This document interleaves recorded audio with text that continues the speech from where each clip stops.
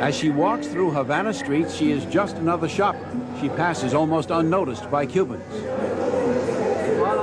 Her name is Assata Shakur. In the United States, she is known by the police and FBI as Joanne Chesimard, one of the nation's most wanted fugitives. Wanted for what police describe as the cold-blooded execution of a New Jersey state trooper back in the 70s. She denies it and says of the state cops, "They want to just kill me. They want to see me dead." Chesimard was convicted in the killing of Trooper Werner Foster and the wounding of another trooper in a furious shootout on the New Jersey Turnpike in East Brunswick. That's where Chesimard was wounded, and one of two men in the car with her was killed. The other later captured. Police say that after Trooper Forrester was shot down, his own gun was ripped from his holster and 2 bullets were fired into his brain. After her capture in that deadly shootout, she was sentenced to life in prison. In 1979, with the help of 3 armed men, she broke out of the women's prison in Clinton, New Jersey. She made her break this afternoon from the prison in Clinton, New Jersey, and lawmen once called her the soul of the Black Liberation Army. Chesimard went underground and then surfaced in the 1980s in Cuba under Fidel Castro's protection. Now, at 50 and a grandmother, she agreed to talk with me in Havana. Chesimard, or Assata Shakur, insisted she had killed no one and was railroaded by an all-white jury and by what she called racist New Jersey state troopers. Did you shoot Werner Foster? No, I did not. I was shot with my arms in the air, then shot again in the back, and then left on the ground to die. Holding a weapon? No, I was not. No. Well, after almost 25 years, the roadway area has changed somewhat, but this is the spot where the shooting occurred. Joanne Chesimard was in the front seat on the passenger side. The driver of the car and Trooper Forrester were in the back of the car. It was after midnight, and It was horrible. It was like a prolonged version of hell. You know, I felt like, you know, everything was moving around. My chest started to explode. My head started to explode. And the next thing I knew, you know, they were coming by me and saying, "Is she dead yet? Is she dead yet?" And I was later taken to a hospital, and I was beaten. I was tortured. And why did Assata Shakur escape from prison using hostages as a shield instead of appealing her case to higher courts? I never received justice, and I escaped, A, because I was afraid for my life, and B, because I knew that I would never receive justice. Recently, FBI director took to his Twitter X, telling people they should mourn the death of Assata Shakur, saying Joanne Chesimard didn't fight for justice. She murdered New Jersey State Trooper Werner Forrester in cold blood, then fled to Cuba to escape accountability. The FBI never stopped calling her what she was, a terrorist. Mourning her is spitting on the badge and the blood of every cop who gave their life in service. Okay, so let's have a conversation just really quick for Kash Patel. So I find it very interesting that the government decided to tell us not too long ago that you should call people's jobs and get them fired if they don't have any sympathy or they don't want to mourn or they say something wrong against Charlie Kirk. Well, now you have the government coming forward. We have had another political activist, that's what you call Charlie Kirk, that has died, okay, which is Assata Shakur. And then you have the government coming forward and speaking, Kash Patel, the director of the FBI, saying, "Do not mourn this woman. She was a fugitive. She killed an officer, blah, blah, blah, blah."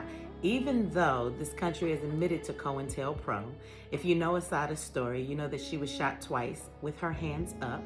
They left her in solitary confinement for 2 years. They beat her and tortured her when she went to the hospital. They had her locked up in men's prisons most of the time, and she had some really dope-ass friends that broke her out and let her go to Cuba.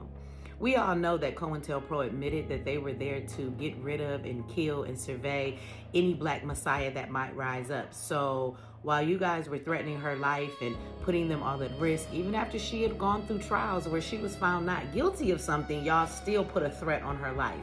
And we all know that the system is crooked. And then here you have Kash Patel coming and telling people we shouldn't mourn for her. I would just like to remind Kash something. If it wasn't for the black revolutionaries and those people back in the day who did all of that work on the civil rights and trying to get equality for all oppressed people, which is something Assata Shakur did fight for, I want you to know your Indian ass wouldn't even be here. much less in a position to be the fucking FBI director. So I think you ought to put a little bit more respect on her motherfucking name. Kash Patel, the director of the FBI, took time out of his very busy weekend to go to X to scold people for mourning a woman's death. There were 3 mass shootings in the United States of America over the weekend. You'd think Kash would be a little bit busy saving all the Christians, but instead he went on X to tell people to stop sending condolences for the death of Assata Shakur. Shakur was the godmother of famed rapper Tupac Shakur, and she was also a member of the Black Liberation Party. She was involved with a chase with police in the late 1970s, and a New Jersey state trooper was unalived. She was sentenced to prison, but in 1979, she escaped prison and made her way to Cuba, and Cuba allowed her to stay there. She died on September 25th, and many people all over the world were sending condolences to her family, saying she was a champion for justice and for Black rights. And Kash Patel didn't like that, so he took time from investigating all of the mass pew-pewings to tell people that she was a terrorist and to stop mourning her death. So Kash Patel tries to come after people who are mourning Assata Shakur's passing. Aren't y'all mourning Charlie Kirk?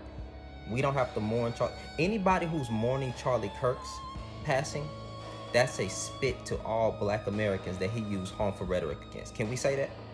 You know, because y'all out here celebrating Mr. Kirk.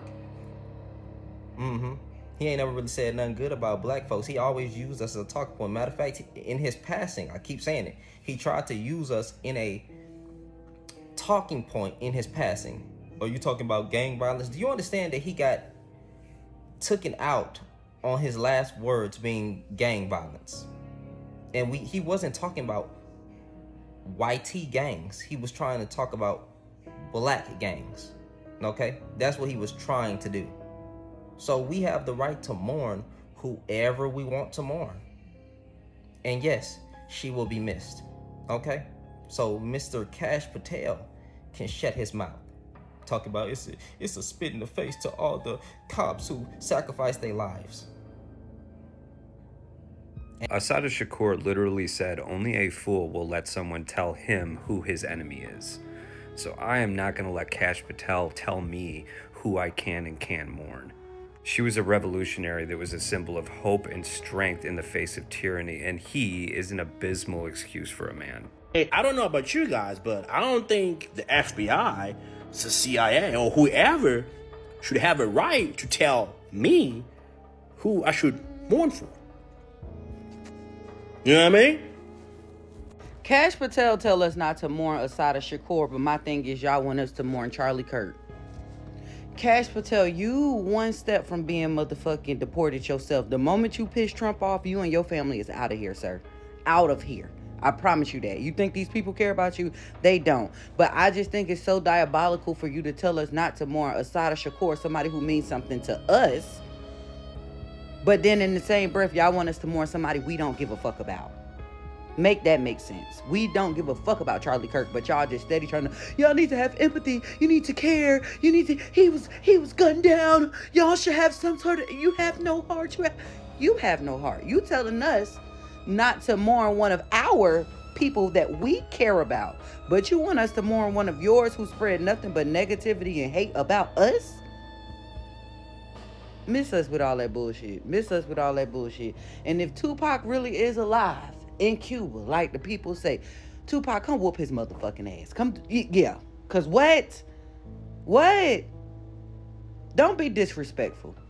The same way y'all felt we disrespected Charlie Kirk, you're disrespecting Assata Shakur. Period. Shut your ass up.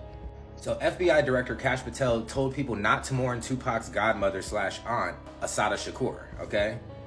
But they wanted us to mourn... She'll go down in history as a legend. He'll go down as a Donald Trump flunky who was bad at his job.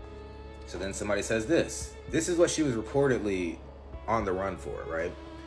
But with this situation, I'm gonna read this and then I'll say my part.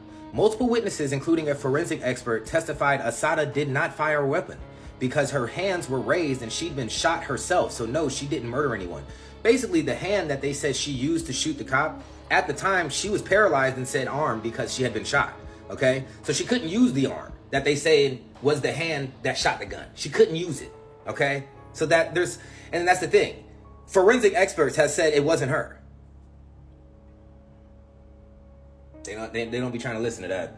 Full details. The incident on the New Jersey Turnpike, the stop. On May 2nd, 1973, Shakur and two fellow Black Liberation Army members, Zaid Malik Shakur and Sundiata Akoli, were pulled over on the New Jersey Turnpike by State Trooper James Harper for a broken taillight. The gunfight. A gunfight erupted after Trooper Werner Forrester arrived as backup. Zaid Malik Shakur and Troop Forrester were both killed. Trooper Harper was wounded and Assata Shakur was shot with her hands up, according to her account. Assata Shakur was also injured, arrested, and transported to the hospital. In 1977, all-white jury convicted her of first-degree murder and other charges, sentencing her to life in prison. All right, evidence and counter-arguments. Forensic evidence. Evidence that casts doubt on her conviction includes the fact that her fingerprints were not found on any murder weapons and that no gun residue was found on her fingers. Her defense attorneys also presented medical testimony that the wounds she sustained were consistent with having her hands raised in surrender. She got shot in her arms while they was up, type shit. Perjured testimony. The main prosecution witness, Trooper Harper, admitted that he had lied during his grand jury testimony. They have the paperwork for this shit. BLA and COINTELPRO. Prosecutors portrayed Shakur and the BLA as a violent radical group responsible for the murders of several police officers. Her supporters argue she was a target of the FBI's controversial COINTELPRO program, which was known for surveilling and disrupting Black militant organizations. Okay? We ain't never heard of Fred Hampton? Killed that boy in his sleep and he was like 24, 23. Yeah. So much of a threat, right? And you see that anytime there's any type of Black revolutionary, it's not even that they did something. It's just, we don't know what they're capable of, threat. That's not how the law works. But anywho, thank you for coming to my TED Talk. Y'all go ahead and give me a follow here. Give me a like, some comments. Fuck with me on Twitch and YouTube. I be on live on there. Same name as here. Twitter, fucking Threads. Same name as here. I make music, KAINEN, on all platforms. I make all genres. I mix, master, and produce most of my things. So I would really appreciate it if you checked it out. All right. I love y'all guys. Peace. Sir, please shut the hell up. I understand that you're still trying to deflect from that debauchery of an investigation that you call an investigation of, the person whom I'm not going to name unaliving. You're trying to deflect. Don't tell us what to do. As the words of the song go, stay the out of Black people's business. Because she's our ancestor now. Of course we're going to mourn her. She died a free woman. And didn't do what y'all try to say that she did. Goes by the name of Cash, but still hasn't learned that tokens get spent. If you crave nature but still shop online, Night and Day Herbals is your dream come true. Discover premium herbal soaps, shampoos, and CBD products. All organic, all for you. Shop now at Night and Day Herbals.